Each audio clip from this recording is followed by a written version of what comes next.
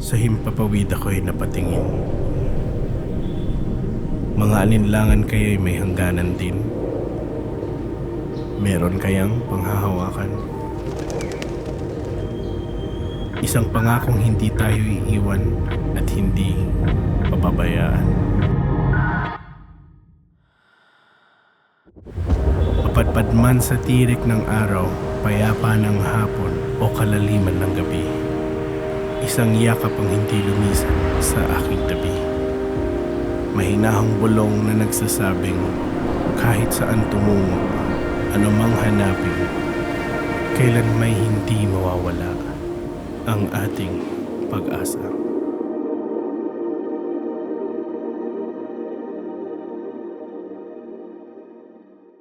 Good morning once again. We just want to highlight our real life Race for Life virtual run. We are inviting everyone to register as early as now. The virtual run allows all provincial churches to participate in Race for Life without going to Manila, which on the same day is the main event in the Mall of Asia Arena, making it possible for us in the provincial churches to join in the cause wherever we are. So, I think the QR code is there. You may also approach us after the service or go to Victory Iloilo Facebook page on more details about this run. It will be 5 kilometers in Iloilo Sports Complex. So, hoping that as we support a scholar and their families, we will be able to also invite our friends, those who don't go to Victory, our classmates, and hoping na they get also hear the gospel even as we share it to them eventually. So hope you could register for Race for Life. We are starting a new series entitled Pag-asa or Hope. And this series is something that we felt is so important because we want our congregation to anchor their hope on the finished work of Christ on the cross rather than on things that this world sometimes focuses on. No? So the world we are living in is filled with uncertainties and volatility, which resulted into more anxiousness and mental health problems creeping into our hearts more and more. With these, how can we be a people of hope? Especially that the election season is now starting and it's almost there. Many put their hope in political messiahs. But do they really give us hope? So at the end of this series, our congregants will grow in understanding and encounter the living hope we have in Christ and His finished work on the cross, resulting in our lives anchored on God, continually strengthened by His Word, persevering in faith, and being beacons of hope to this anxious world. And so for the next 5 Sundays, we will be looking at Romans. And the question is, why Romans? Because of 3 things. First, there was tension in the church. The church in Rome was a mix of Jewish and Gentile believers. And there was a tension over the law, over circumcision, and over dietary practices. No? So ang iban gusto magkaon sa dinuguan, ang iban gusto laswa lang. There is also this marginalization. While there wasn't an official persecution of Christians, they were viewed by suspicion from Roman authorities and the broader pagan society. So the Christians now are a minority. And then finally, the looming persecution. No? Paul already knew that there will be persecution that awaits him and also suffering, yet his letter to the Romans was filled with much hope over God's promises. Eventually, because the church was situated in Rome, Emperor Nero will eventually reign, and the Christians and the church will experience extreme persecution. This is why we have the book of Romans. Now, as Bob would say, Hebrews 11:1, now faith is the substance of things we are hoping for. Just to clarify, there are three things about hope that I need to mention. When you want hope or you need hope, hope has an object. No? And that object, I hope, is really a person named Jesus. It is confidence, not just hoping on who He is or believing that He is God, but a confidence in what God has promised. That He will remove our sin and that turn us into righteous person by what He has done on the cross and putting our faith on it. So our hope is found in a person, not in a circumstance, but rather on a God-man. Second, hope is not a feeling. You may be feeling differently today. You may be feeling differently after the service. But rather, hope is a choice to believe in spite and despite our circumstances. Finally, just because you have hope, it does not mean you will be delivered from all difficulty. In fact, the opposite is true. The more you grow in hope, the more there will be challenges and difficulty as God exercises and develops our faith. So having said that, we will be reading Romans chapter 4, verse 1 to 5. Asking everyone to stand. But the whole preaching this morning will cover from verse 1 up to verse 25.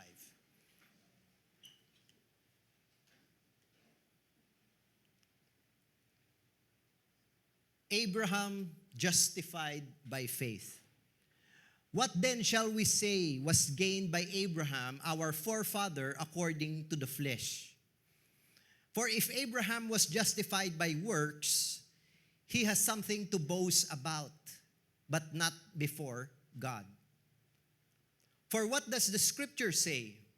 Abraham believed God, and it was counted to him as righteousness. Now to the one who works, his wages are not counted as a gift, but as his due.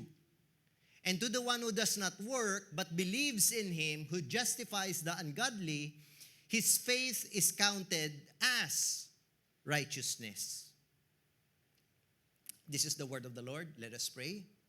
Lord, we thank you that today you will bring clarity to your word so that, Lord, we will understand what saving faith is and what it is not.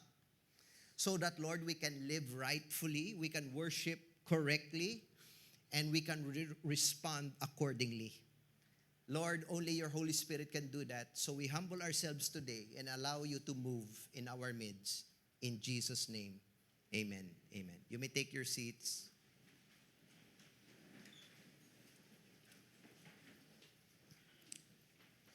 Romans chapter 4 is Paul's dissection of faith. He is going to describe what saving faith is all about. In fact, if there's a theme, it's found in chapter 1, verse 16, in chapter 3, verse 22. The gospel is the power of God to everyone that believes.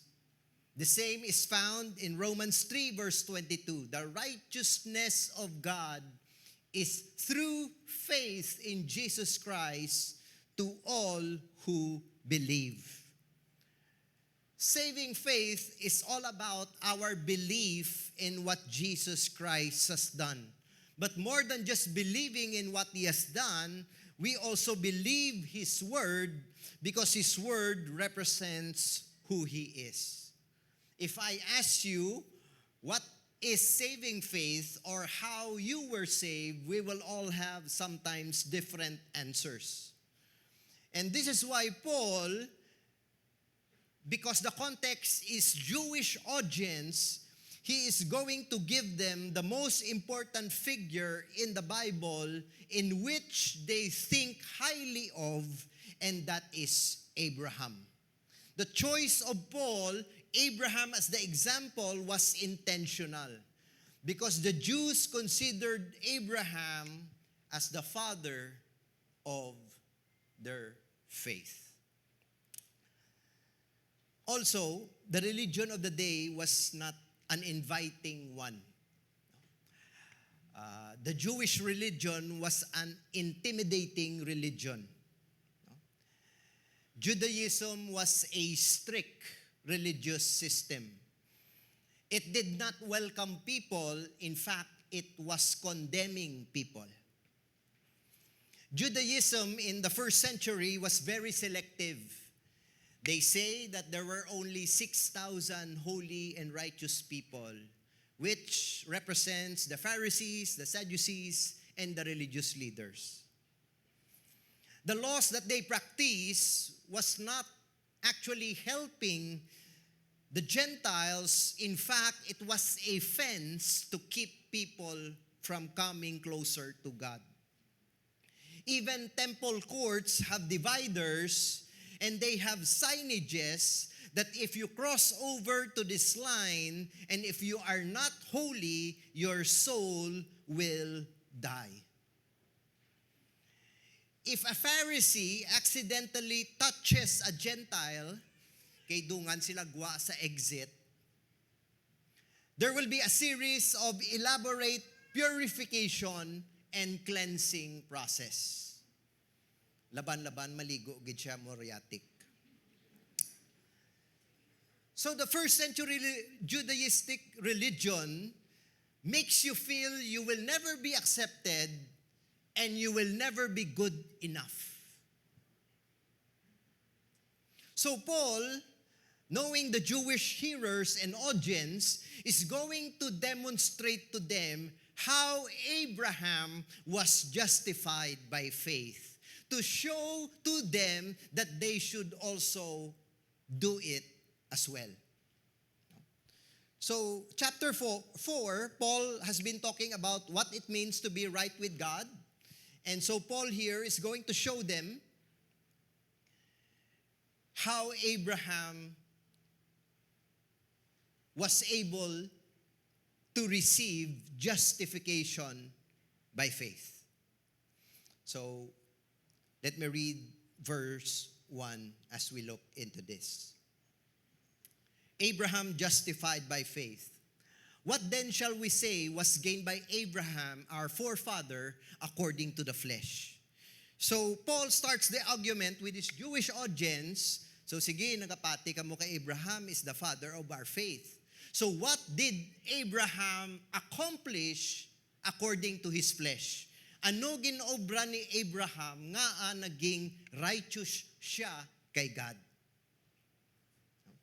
So if we scrutinize Abraham's personal life, ano ang iya na-accomplish? Ano ang iya ginhimo?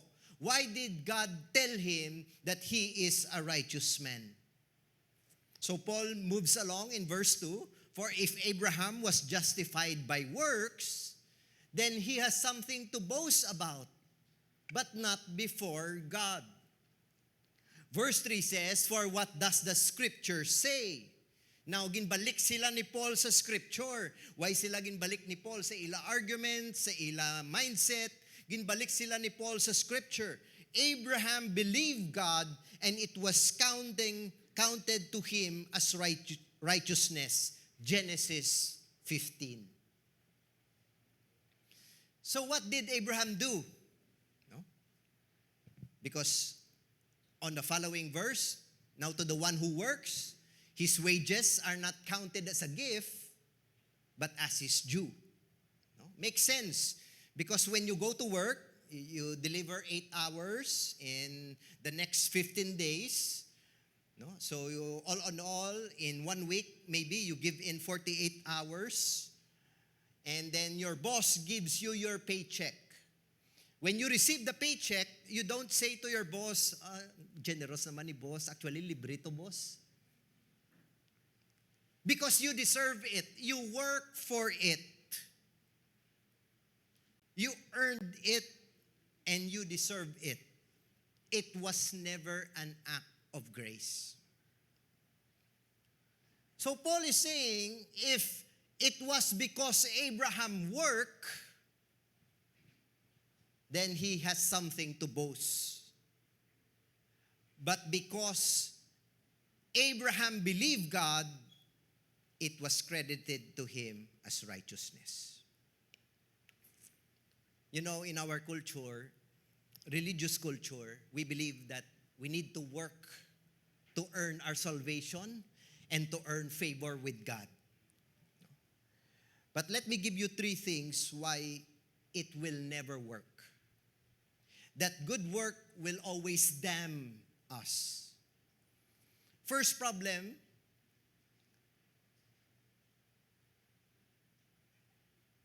good works can't change the heart. No? You can be here 6 a.m. in the morning, volunteer 9:11 to 4 and 6.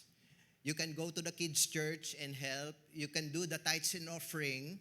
You can give during the tithes and offering. You can be the worship leader. You can also be the preacher. And you can do all of these things Sunday in, Sunday out, including in your neighborhood, without even trying to change your heart. People will see your initiative. People will see your willingness. People may see your commitment, but they will never see behind all of these paraphernalia is your heart right with God. Somebody can give me a bowl of laswa. And since nahuya ako kay gintagaan ako laswa, kaunon ko man, bisan budlay sa tutunlan ko. At the back of my mind, I'm eating pork. And at the back of my mind, there's a soda with lots of ice that I'm going to drink after so I can finish the bowl of laswa. I did the work, I ate the laswa, but my heart was not changed. I hate vegetables. It's the same with good works. No, you can do all the right things here on earth. But only God and the Holy Spirit can change the heart. Good works don't change the heart. Kadamo sa aton din nag-volunteer pero basi may bitterness ka. Kadamo sa aton diri, no? Every 11 a.m., 10:30 pa lang ari ka na diri, excited ka na mag-worship. Pero samtang nagasulod ng mga tao, sako man ang pagiging judgmental mo.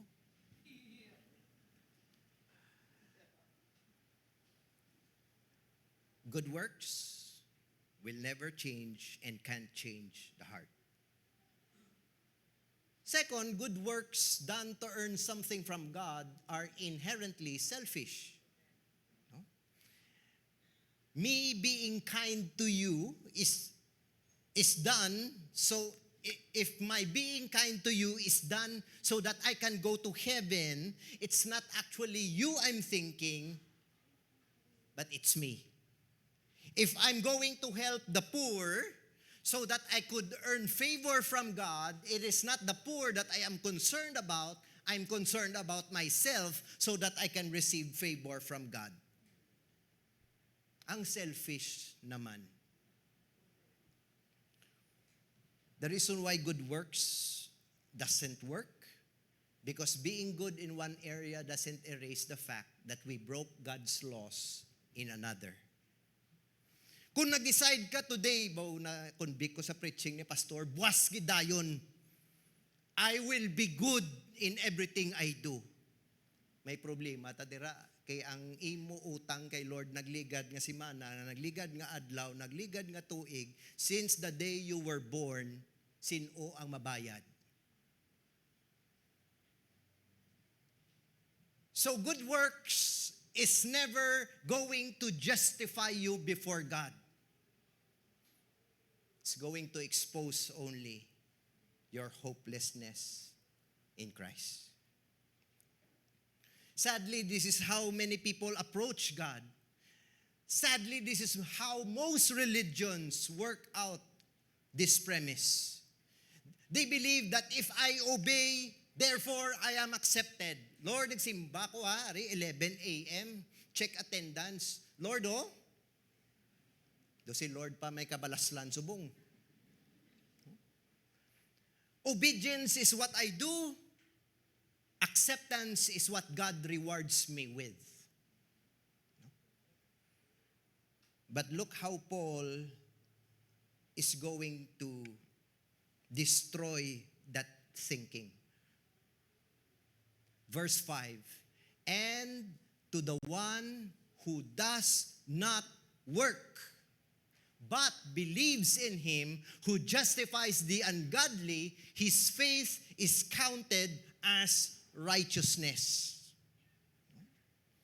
So Paul now is revealing the faith of Abraham. How was Abraham justified by faith? What did Abraham do? Actually, he did nothing. But Paul returns us to what happened when Abraham was 86 years old, Genesis chapter 15. Istorya ko na lang kay lawig kong basahon. Si Lord, one day, katuan niya si Abraham, Abraham, bugtaw dabi. Do puro ka na lang gadget, abi malagaw tayo sa gwa. So naglakat sila sa gwa. I think it was past midnight.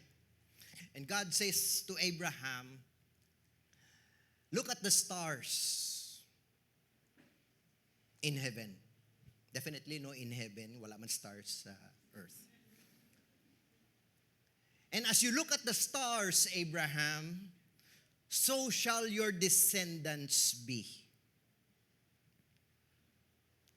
He also asked Abraham, can you count them all?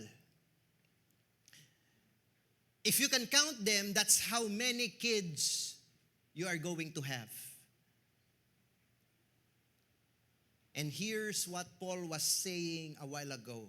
The Bible says, Abraham believed God, and it was counted to him as righteousness. Before I proceed, I would like to encourage everyone, maybe to some who are feeling low. Some of you are discouraged coming into this service. Some of you are in the verge of quitting, giving up. Some of you are in despair because of a non-performing politician leading in the senatorial survey. If that describes you, can I suggest you go outside tonight and look at the stars and consider God's promise towards Abraham? Isaiah, in his book, said God measures the universe with a span.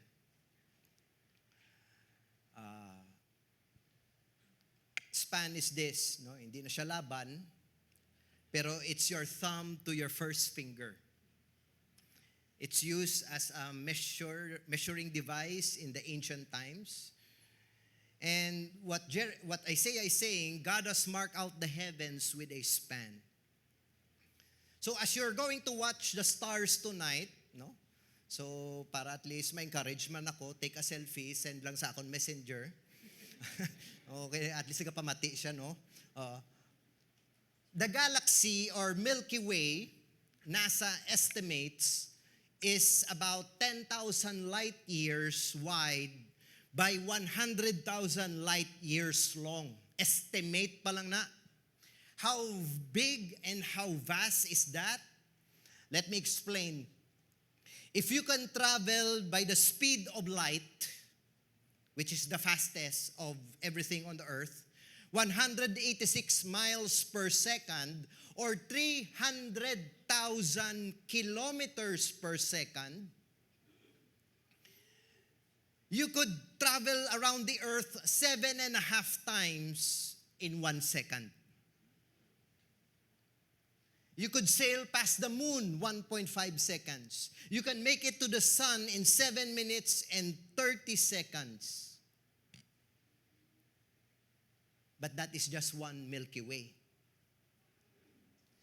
If you go from end to end, traveling 186 miles per second or 300,000 kilometers per second, from one point of the Milky Way to the other side of the Milky Way, it will take you 100,000 years. This is the picture from a Hubble Space Telescope. And it's not stars, it's the different galaxies, billions of them.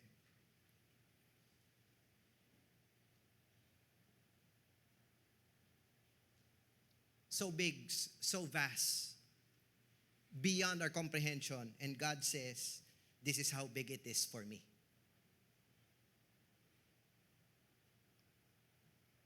So I'm not belittling your problem, your concern, your issues, your challenges. Next time, if you are discouraged, which all of us are, drop your cell phone and watch the stars and consider God's promise to Abraham. So the Bible says Abraham believed God. No? God's saying to Abraham, look at this. This is how many your descendants will be. And Abraham, in the context of his response, what actually he said was amen.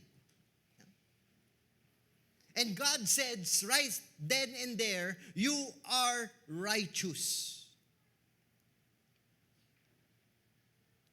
Did Abraham do anything? Did Abraham prove anything? Did he accomplish even something? None. So the scripture says, Abraham believed God and it was accounted to him as righteousness. The Greek word being used here was Abraham believed God and it was credited to him as righteousness. Abraham standing before God, watching the stars, he was spiritually bankrupt. But as soon as he said amen, as soon as he said yes to the promise of God over his life, the accounts changed. God gave him complete and perfect righteousness credited to his account. The Bible never said, Abraham, good, you said yes. Now, at this time, you have to accomplish the 700 laws and rituals. You need to do them all. You need to go to church. You need to be confirmed. You need to give to the poor. You need to be baptized. God never said anything to Abraham. But it was clear. God said, I consider you righteous before me because you believe by faith. You might say, Pastor, do tamaan ka simple, amo nagali kahapos? Yes. Because the hard part, the difficult part, the painful part, Jesus did it when He went to the cross.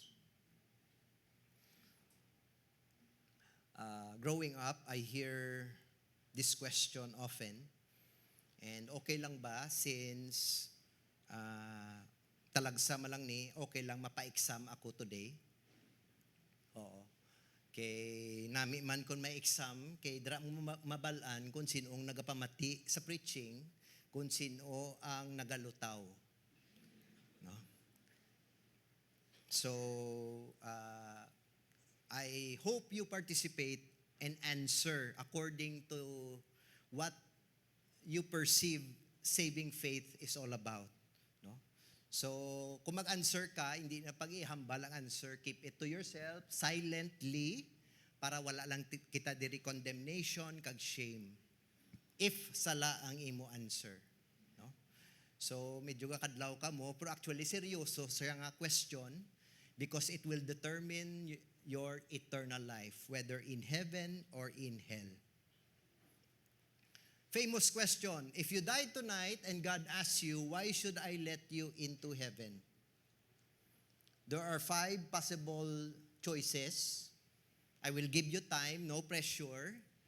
No, please do not Google because that is stealing.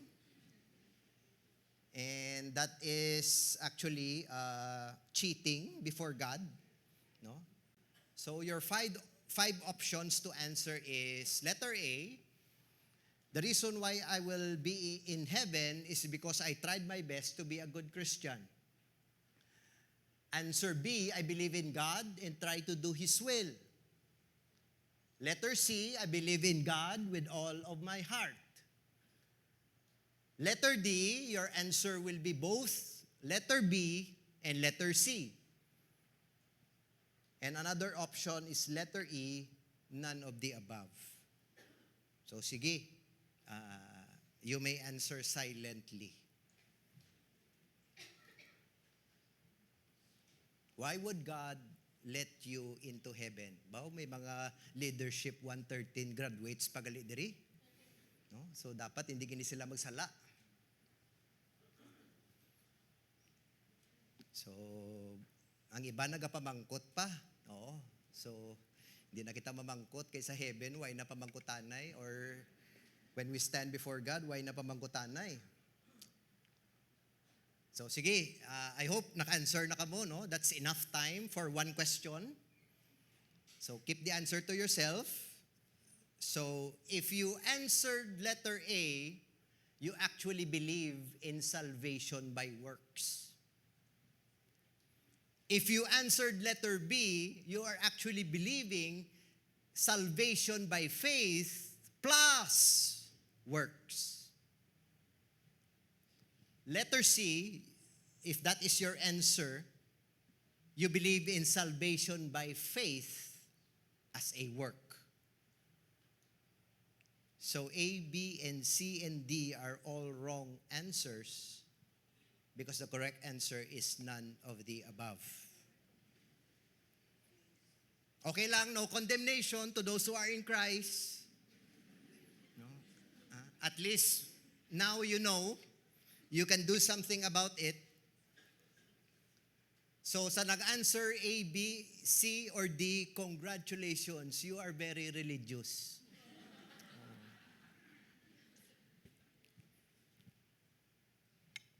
Balik ko lang. Klaro man, the one who does not work. Nga gani, kung alamutan sa eskwelahan, no kabudlay mag-amot. No? Kung alamutan para sa kay God, do kabudlay magkuot sa wallet. No? Nga kung alamutan sa mga natural calamities, do hindi kita gusto mag-amot. Nga gani kung salvation, gusto ginaton mag-amot. Gusto ginaton maidugang. Gusto ginaton magpakitang gilas. Gusto tagid mag-perform. Gusto tagid competitive. Kaklaro? The one who does not work.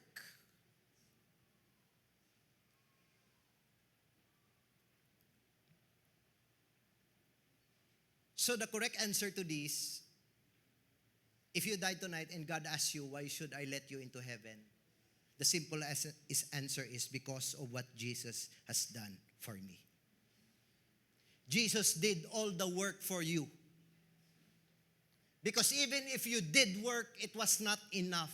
All our good works are filthy rags before Him.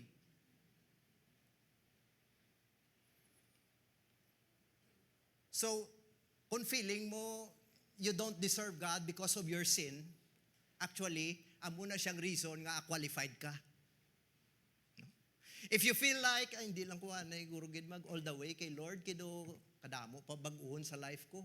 No, you get it wrong. The reason why you are qualified for His grace is because you cannot help yourself. So for the Jews, this is a slap in the face. They were trying to accomplish, trying to perform, trying to perfect the law. Actually, perfecting the law was disqualifying them from the grace of God. It is those who do not work their salvation that are qualified for the work of the saving grace of God.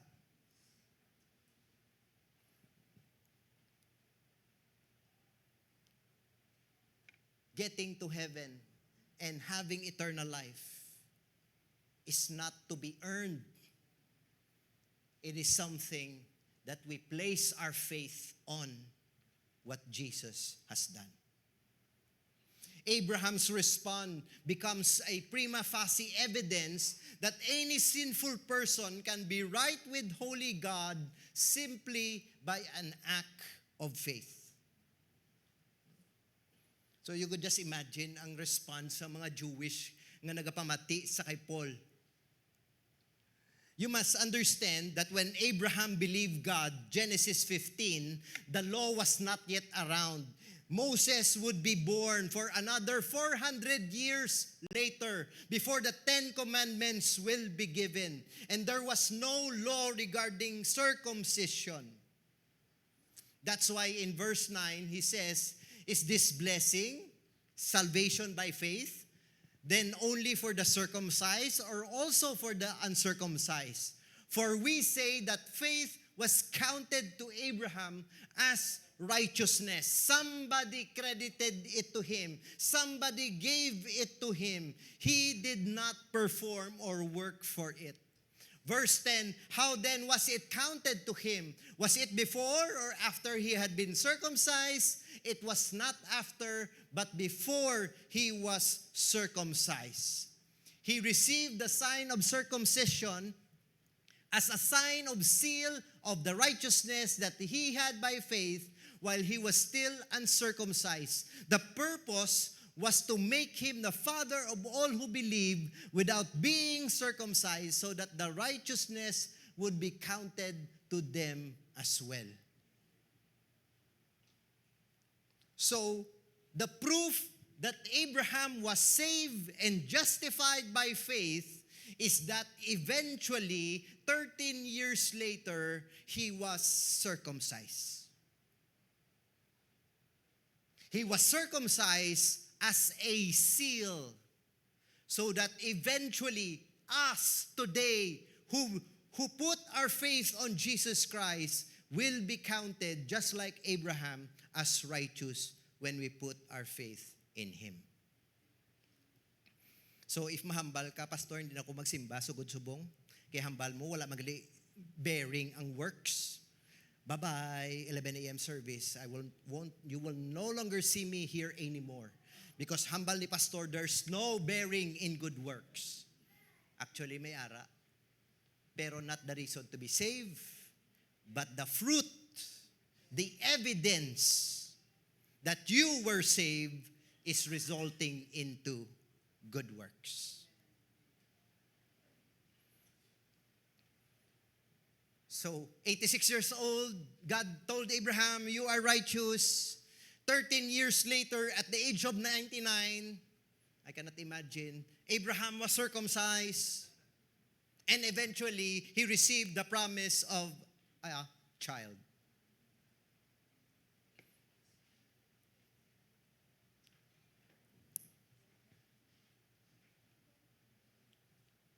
Verse 16, that is why it depends on faith in order that the promise may rest on grace.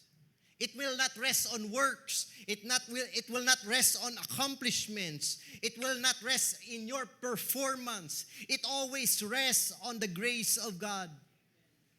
And be guaranteed to all His offspring, not only to the adherent of the law, but also to the one who shares the faith of Abraham, who is the father of us all.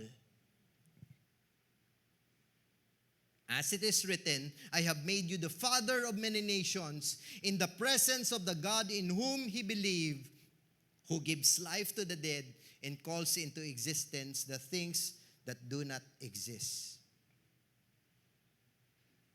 So you might ask, sa Old Testament, wala man dito altar call, wala man dito evangelism. Sa Old Testament, why man sila nag-one-to-one booklet? Wala man may nag-share o nag-describe sang gospel or Bible, kay wala gani. How were they saved? No? Kung we look backwards at the cross because we know that our Savior was crucified on that, sila naman, without them knowing who this Savior was, still they put their faith on God that eventually this Savior will come. So sila, looking into the future, kita looking backwards. But the same act of faith, we put our trust in the Savior, Jesus Christ. When Paul writes the same letter in the book of Ephesians, he said this, "For by grace you have been saved through faith, and this is not your own doing." Okay, mahilig kita sometimes mag-compare. Ay nga, ari na di siya. Why man na siya participant sa Victory Weekend? Hindi na siya dapat qualified. Ay, 5 years na siya sa Victory. Isa lang na yung Victory Group. Ako niya 5 na. This is not your own doing. It is the gift of God.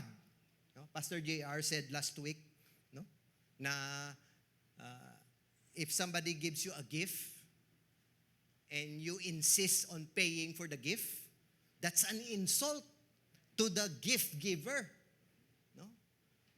So, salvation is a byproduct of the gift of God, not a result of works. No? So, kaduwagin sulit, not your own doing, not a result of works, so that no one may boast.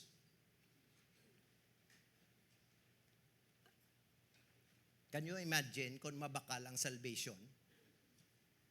Can you imagine kung maubrahan nimo ang kaluwasan, paglabot sa langit, tanan kita taga-Bacolod? Kung may taga-Bacolod diri, do not be offended. Taga-Bacolod man ko. Tikalon kita tanan.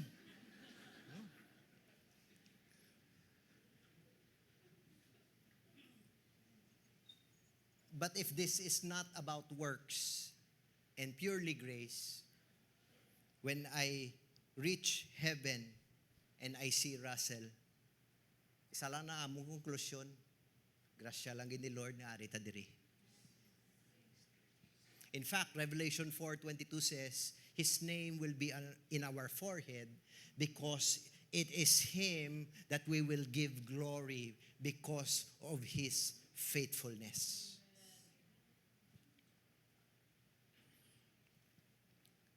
Romans chapter 10, verse 9 to 10. But if you confess with your mouth that Jesus is Lord and believe in your heart that God raised Him from the dead, you will be saved. For if with the heart one believes and is justified, and with the mouth one confesses and is saved. Context. Maybe at this time, it was still Caesar who was the king of Rome. And sa una, since minority, persecuted ang mga Kristiyano, pag nabalaan sa mga soldier nga nag-attend ka Victory 11 a.m. service, pamangkutong ka na nila, ano taga-Victory ka bro? Oo.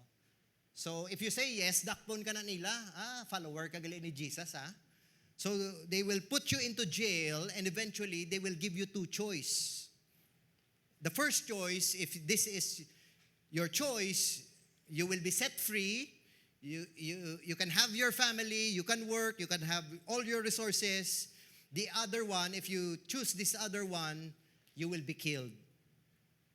So the first choice is, confess Caesar is Lord, and you will have your freedom. Kung mambal ka, Jesus is Lord, they will cut your head off. No questions asked. Amo na siyang context. That is why Jesus said, if any man would come after me, confessing me as Lord and Savior, let him deny himself. Die to self is what the gospel is all about. Galing today, do kahapos lang, ay, amo na gali kahapos sa aton. Pero sa ila, sa una, hindi. Hapos sa aton because Jesus did all the hard and painful work.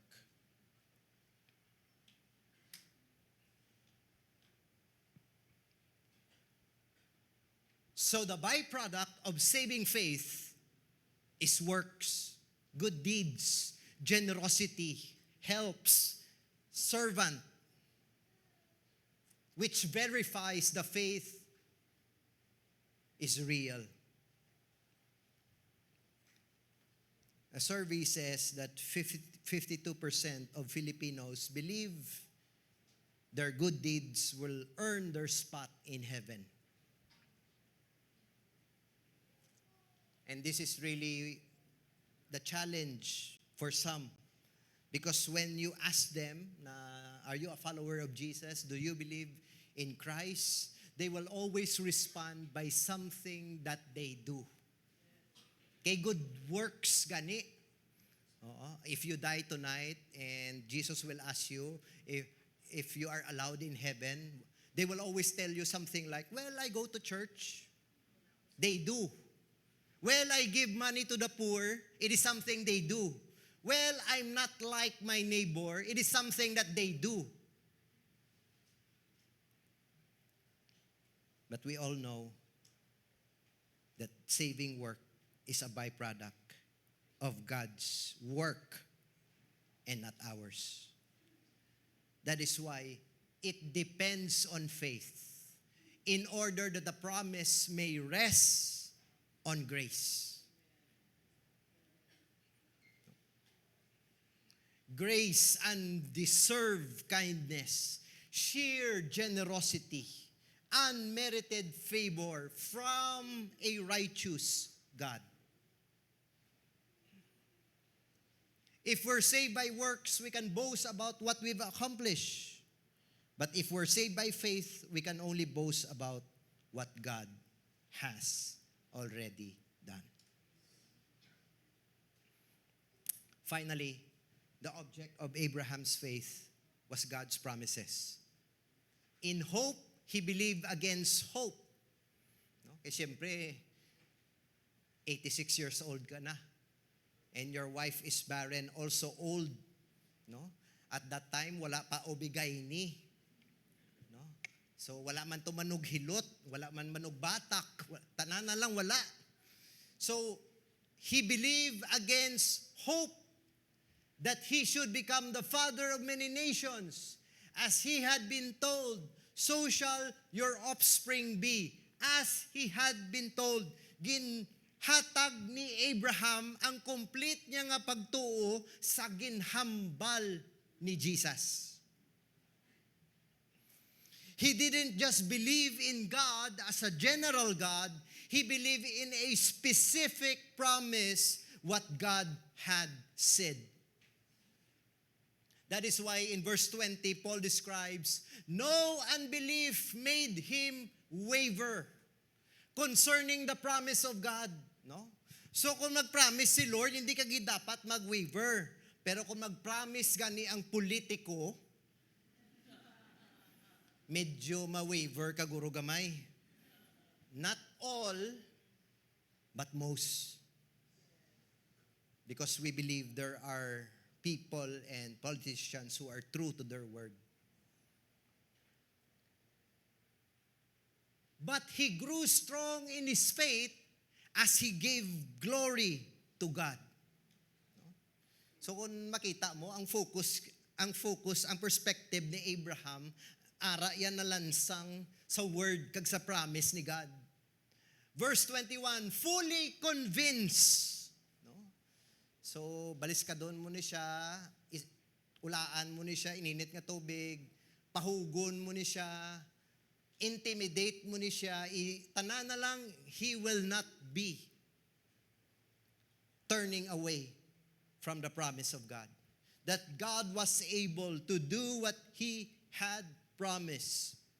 verse 22, that is why his faith was counted to him as righteousness. So from Abraham, Paul makes a bridge to us today in verse 23 to verse 25. But the words, it was counted to him, were not written for Abraham's sake alone.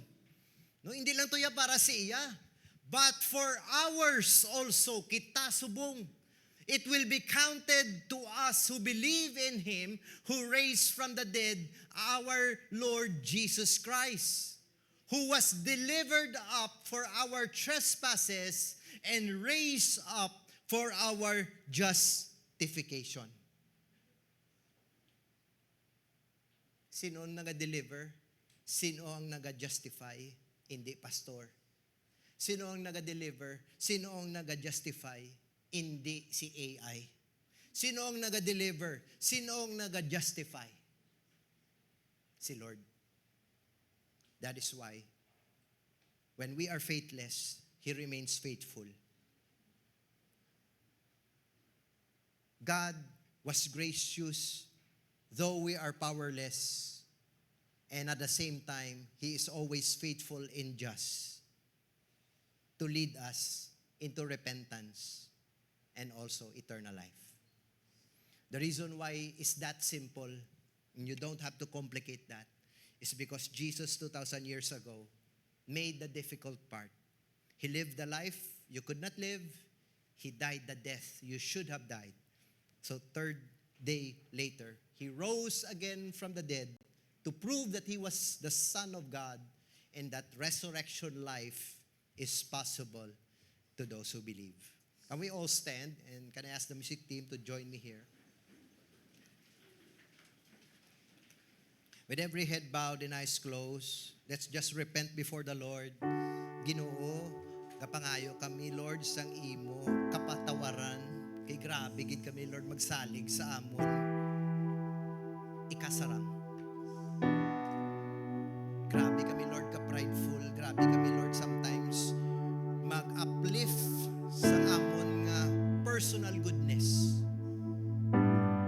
And worse, we think we are better than other people. We think we are better than the lost. And with that, Lord, there is no humility in our hearts. But Lord, thank you that your word is clear. And just like our father Abraham, because he believed your word, it was credited to him as righteousness. If you are here today and you still keep on believing in your good works, in your rituals, in your religious tradition for God to save you, only to realize it will not work. If you want to give your life to the finished work of Jesus Christ, you may raise your hand right now and we will pray for you. As you are raising your hand, repeat this prayer after me. Lord Jesus, say it louder. Lord Jesus, I do not trust in my works. I do not trust in my ability to perform. I trust in you when you came down from heaven and you carried the cross and you died on it and you spilled your blood for the forgiveness of my sin. Thank you that you are my Lord. You are my Savior. And I put my hope in you. And because now that I am saved, just like Abraham, justified by faith, allow